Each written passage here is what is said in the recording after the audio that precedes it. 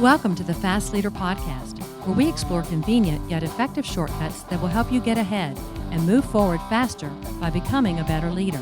And now, here's your host, customer and employee engagement expert and certified emotional intelligence practitioner, Jim Rimbach. Need a powerful and entertaining way to ignite your next conference, retreat, or team building session?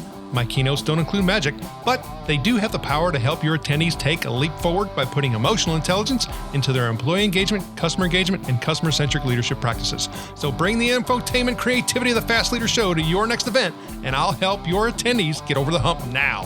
Go to beyondmorale.com/speaking to learn more. Okay, Fast Leader Legion, today I'm excited because I have somebody on the show who I think has a great perspective on some of the things that we can do in the contact center industry to create better customer experiences. Neal Topf is a proud native Washingtonian, having grown up in one of the most diverse and exciting cities where a kid can grow up. Neal graduated from the prestigious Sidwell Friends School, where he underachieved and failed math among some of the brightest and most capable students in Washington, D.C. The lesson of underachieving at a young age among young overachievers has always motivated Neal to excel, give maximum effort, and strive for the highest quality possible in everything he does. As a practitioner and colleague in his work life, as a parent and a friend in his personal life, Neal has combined unique skills and interests in Spanish language, Latin America, technology, telecommunications, direct marketing, and more recently, customer care in his role as the co-founder and CEO of Callzilla.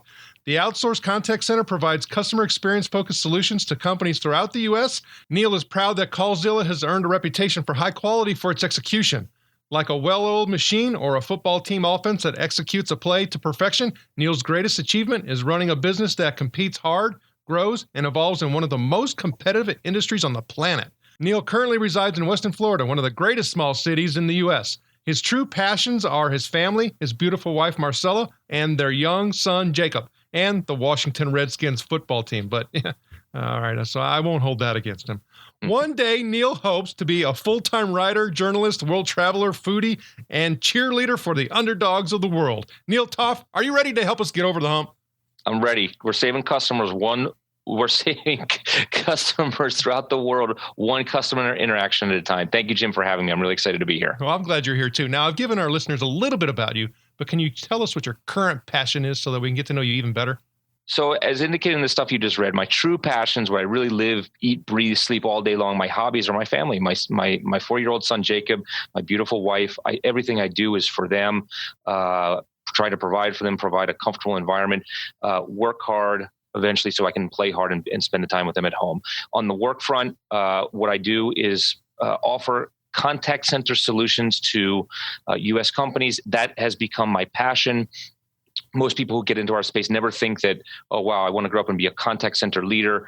I certainly never thought that when I got into this space. I ask myself all the time, why the heck did I get into this? But ultimately, at the end of the day, I'm thrilled that I do this. I have passion for it. I love helping customers, and I love helping brands help their customers. You know, you said, thanks for sharing that. I mean, there's several things that, when you were explaining, your passion and your reasoning that for me, I guess, reclaimed in my personal life as well as my professional life. And that is that piece around caring and trying to help people. And when I think about this particular industry that we're in, whether it's customer care, customer experience, and even, leadership. And so when you think about the Fast Leader Show, I kind of pull those three things together and focus on customer-centric leadership, is that it's really what better place that we can be in, and the one that is really trying to help humanity.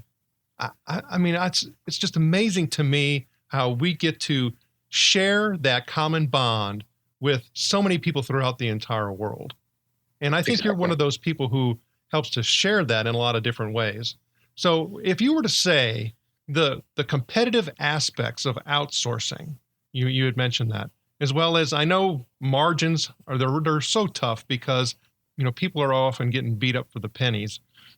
How do you combat not getting or accepting or going after a particular client that's only going to beat you up for a penny?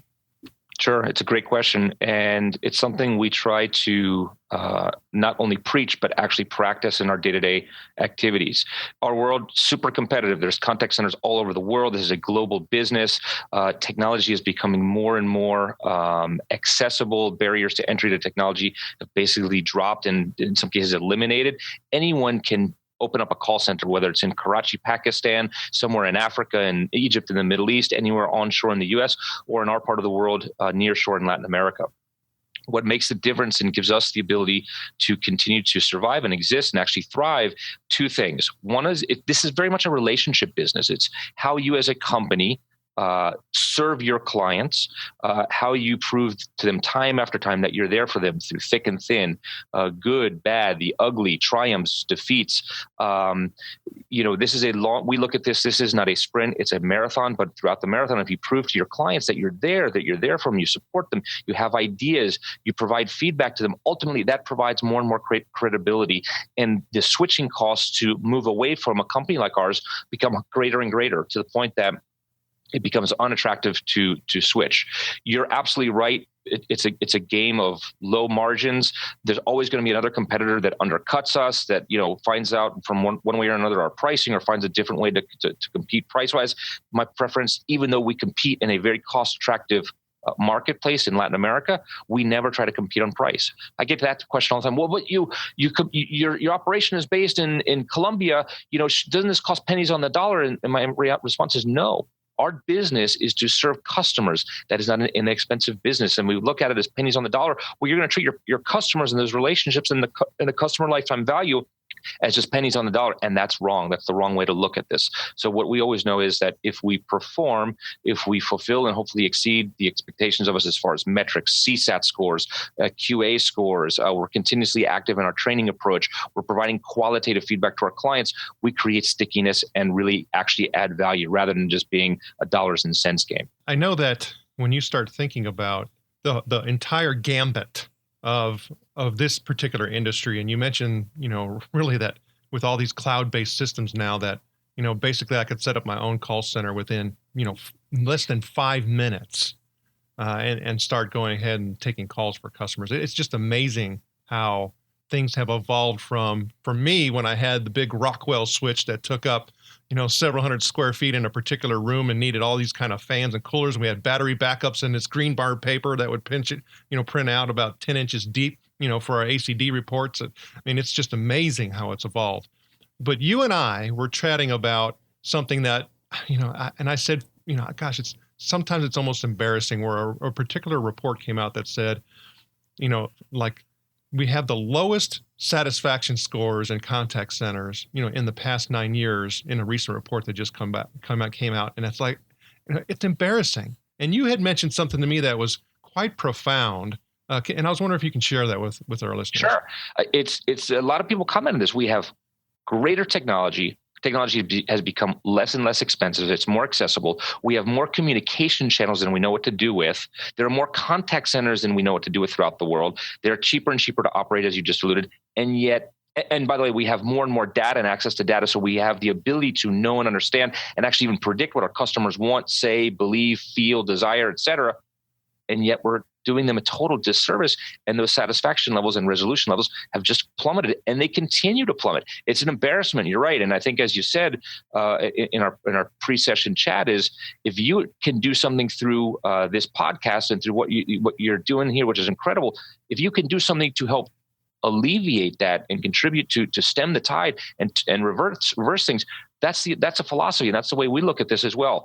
I always tell my team, we're not saving lives here. We're not creating the cure to cancer. What we're doing is we're helping customers. And if we reduce that to its essence of try to understand human behavior, try to understand what makes people tick, what makes them happy, what makes them satisfied. If we have the ability on a one-off basis to provide wow moments, let's do that, because those wow moments translate into incredible things, dollars and cents wise, in lifetime values, and just overall emotions and customer satisfaction. We have the ability to do that. We have the ability to leave our thumbprints or fingerprints on people's lives and their purchase patterns and their behaviors. Why not take advantage of that? But you're right, as an industry, we're doing a total disservice to ourselves as an industry, and of course to customers and to brands.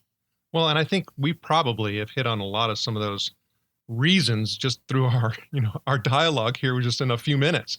But it's not about technology. Yet we often hear that. Oh, well, it's because you don't have multi-channel, or you're not, omni-channel focused, or you're not, workforce optimization. All these things get thrown at you, and you think that all I need to do is just do a plug and play thing. But that isn't it. So for you, and you talked about many of those things right here, if you were to boil it down, what are the one or two things that you say, really, this is going to turn the tide? I love this question. And when I've been asked to speak or make presentations or write articles or posts in our industry, I always come back to this phrase: there is no call center or contact center easy button. Easy button doesn't exist. We all wish there was one or multiple versions of it. It doesn't exist. It all comes down to, and I'm going to use a football analogy, it comes down to simple blocking and tackling. If you know how to block and tackle, if you know how to do the essential, basic, most fundamental tasks of listening, interacting with customers, speaking with them, knowing when to not talk and listen. If you let it boil down to that and use the tools at your disposal, hopefully the agents or frontline employees are empowered. If you can do that, the experiences that we are able to provide are and can be optimal. We can provide satisfaction, we can provide resolution, but it goes down to simple blocking and tackling. If our reps and frontline employees are not trained correctly, if they don't understand the goals, if they don't understand objectives, if they're not trained and taught how to achieve certain functions and objectives, forget about it. The blocking and tackling is never going to happen. How are we going to get to complex interactions if we can't handle the most basic, which is hopefully provide those optimal and satisfactory experiences? I boil it down to that. The old KISS, keep it simple, silly, or stupid, as some people say. I like to look at it that. Keep it simple.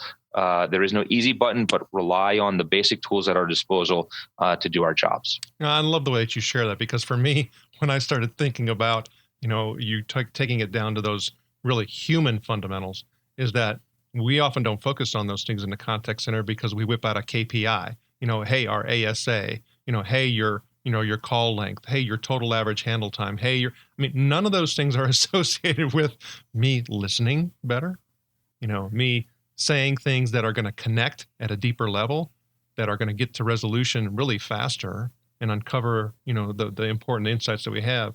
We need to do more of that blocking and tackling. I totally agree. So hopefully we need to teach American football throughout the entire world. Right? Amen.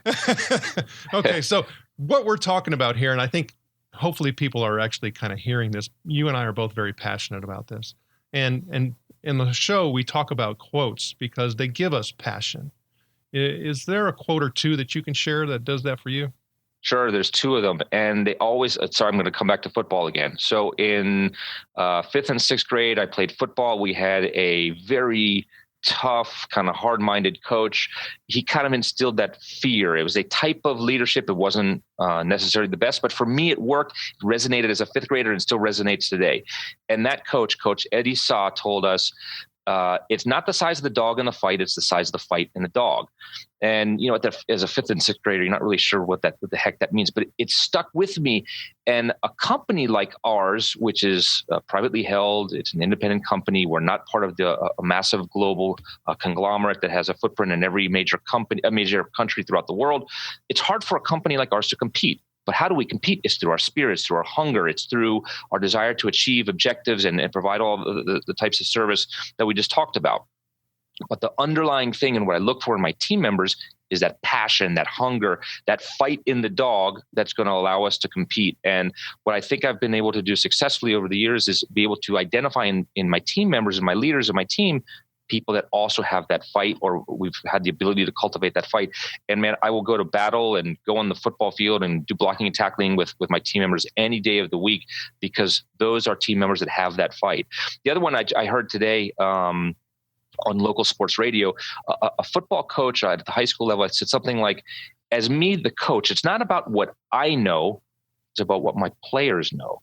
And I like that. It resonated with me because yeah, one thing is what I do here in the quote unquote CEO suite, but really who cares? That's not what's going to make us be able to operate and execute. It's what the team members know and understand and how they operate on behalf of our clients and solve our customers' problems. again, football quotes, I like them. Football is a great metaphor for life. For those who don't like football or sports, sorry, but it's for me, they work, and they have great value for me. And so when you think about, the passion, being in this tough industry, all of, how you even got to this point, I mean, there's a lot of humps that we have to get over. And they really do a lot for us in really, making us more wise. Can you share a time or a story that you've had to get over the hump and it made a difference for you? So I remember one time, my first job in New York City. I was 25 years old. I had just come from a wonderful experience living abroad. I had made money. I felt was successful as you could be at 25. I got to this great job, this big direct marketing agency in New York City, all excited. I had my tie on, my suit, and I get in there. Nobody's wearing a tie. Nobody's wearing a suit. It's casual. And the boss that had hired me, who was so wonderful to me during the interview that I was excited to work with, she became a nightmare. And you know what? I pointed the finger at her. I thought it was her. She was making my life miserable. She didn't understand me. She didn't know me. She didn't know what I was capable of. And I was good at doing this. For 365 days, I was miserable, and I left. I finally have the context now to know and understand the lessons that she taught me of preparation, diligence. Sometimes it's important to have humility, and even a little of being humiliated sometimes. It's important at a young age to feel that and gain perspective and honesty and sincerity and that preparation and organization in what you do. If it weren't for that person who was just an awful boss, I wouldn't be here today. I don't know where she is. I've tried to find her on LinkedIn. I can't find her. If I knew where she was, I would thank her. I'd go up and hug her. I'd send her a thank you note because she was wonderful. Man, I suffered, but here I am. Okay. So, of course you raised the curiosity dial on this one. So, what happened? I mean, in your mind, how did she change? What were the things that she did that you were like, well, wait a minute, this ain't the same person? So the great thing about her is once I started the job, she didn't change. She never reverted back to that wonderful, nice, sweet, caring, engaging person that I thought in my mind that she was. She continued to be strict. She was diligent. She reviewed my work. She checked my writing. She checked my task list. She made me accountable. And I wasn't used to that. I wasn't used to being accountable to someone, call it a boss, a supervisor at that type of level and diligence and level of detail. She made me accountable. Man, I was miserable. I wasn't prepared for it. I thought in my own mind, through my own arrogance, I don't need this. I'm fine. My written communication is great. I went to college. I studied political science. I wrote papers for 4 years. I know how to do all this stuff perfectly. I don't need tips and suggestions. As they say, you know what, I needed it. And that was a very hard lesson and dose of humility that I had to swallow during that 1 year period. And fortunately for her, she didn't change. I had to be the one that changed and realized the lessons later on. Thanks for sharing that. I think you bring up a really interesting point that we're going to find is going to be repeated even more as we continue to go through this younger generation moving into the workforce.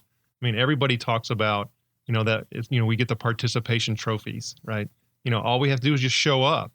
And giving people feedback, regardless of the tact or the method, but the fact of giving feedback at all, some people just can't handle it, even if you're doing it in the most genteel way that you possibly can.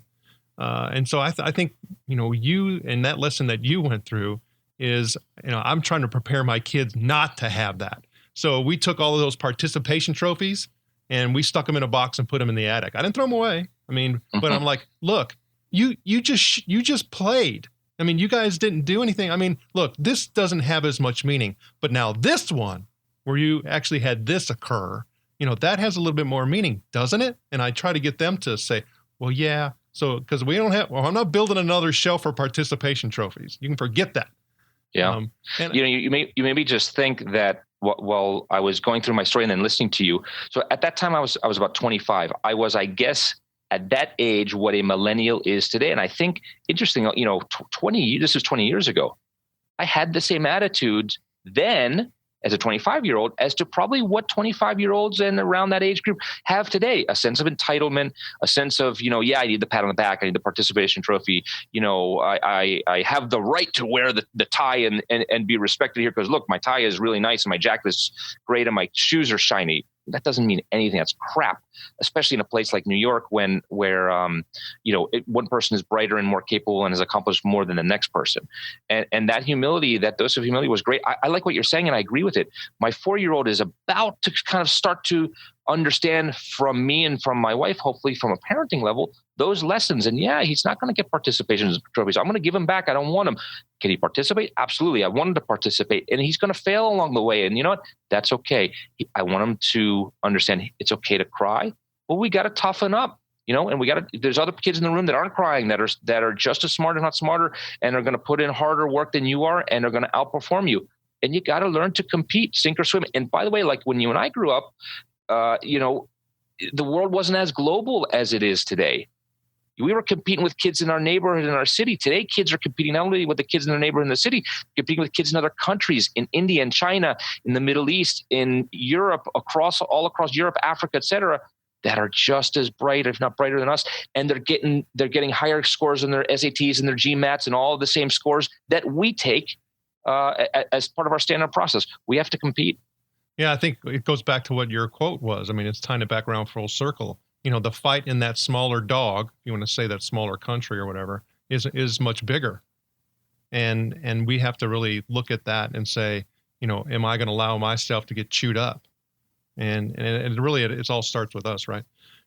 So I know you got a lot of things going on. We talked about, kind of our common goal and mission, to turn this tide and provide better customer satisfaction as an industry. And, we're trying to do that in our own little worlds. But, you talked about your young son, Jacob, and your wife and all that. You got a lot of things going on.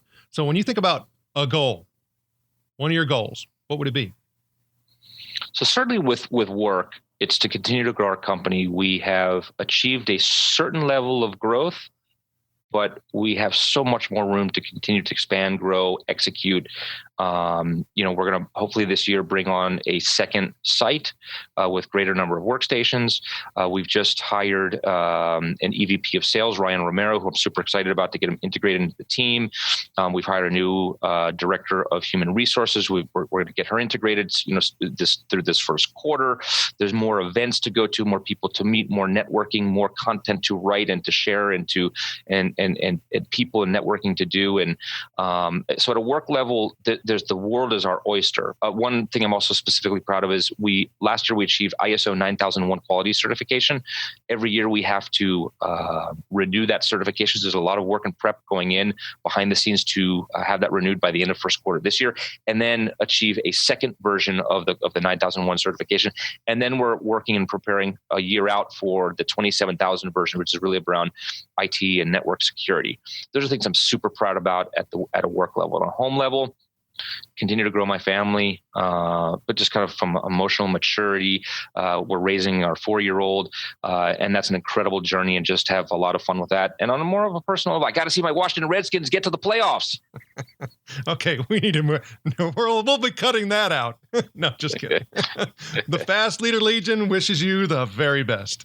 Now, before we move on, let's get a quick word from our sponsor. To be customer-centric in your contact center, you need more than feedback. You need performance management and trusted agent scorecards, which is exactly what you get with the award-winning external quality monitoring program from Customer Relationship Metrics. Get over the hump now by going to customersgradethecall.com/fast and getting a $7,500 rapid results package for free. All right, here we go, Fast Leader listeners. It's time for the Hump Day Hoedown. Okay, Neal, the Hump Day Hoedown is a part of our show where you give us good insights fast. So I'm going to ask you several questions, and your job is to give us robust, yet rapid responses that are going to help us move onward and upward faster. Neal Topf, are you ready to hoe down? Let's hoe down. All right. So what do you think is holding you back from being an even better leader today? I hate to repeat it, patience. I wish I was more patient. I'm not patient. What do you think is the best leadership advice you have ever received? Lead like you would like to be treated. What is one of your secrets that you believe contributes to your success? The size of the fight in the dog. What do you feel is one of your best tools that helps you lead in business or life? Feistiness. I learned at an early age. You got to be feisty. No one's ever given you anything. You got to fight for what you are given. You got to earn it, but you got to fight. You got to have that interior fight. What would be one book that you'd recommend to our listeners that could be from any genre? Outliers, Malcolm Gladwell. Okay, Fast Leader listeners, you can find links to that and other bonus information from today's show by going to fastleader.net/Neal Topf. And Topf is spelled T-O-P-F. Okay, Neal, this is my last Hump Day Hold On question. Imagine you were given the opportunity to go back to the age of 25, and you've been given the opportunity to take the knowledge and skills that you have now back with you, but you can't take everything back. You can only choose one. So what skill or piece of knowledge would you take back with you, and why? It's such a hard question. I would have focused more. Remember we talked about that I failed math. I was never a math student. I was scared of math. You know what? I can be just as good at math as anybody else or the average person. I would spend more time becoming more proficient in understanding math. It has been a limitation during certain parts of my career. Give me more math. Neal, it was an honor to spend time with you today. Can you please share with the Fast Leader Legion how they can connect with you? On Twitter, it's a great way. I've loved Twitter. At Neal Topf, Nealtopf, Facebook, of course, LinkedIn, email, ntopf@callzilla.net. Neal Topf, thank you for sharing your knowledge and wisdom. The Fast Leader Legion honors you and thanks you for helping us get over the hump. Thank you for joining me on the Fast Leader Show today. For recaps, links from every show, special offers, and access to download and subscribe, if you haven't already, head on over to fastleader.net so we can help you move onward and upward faster.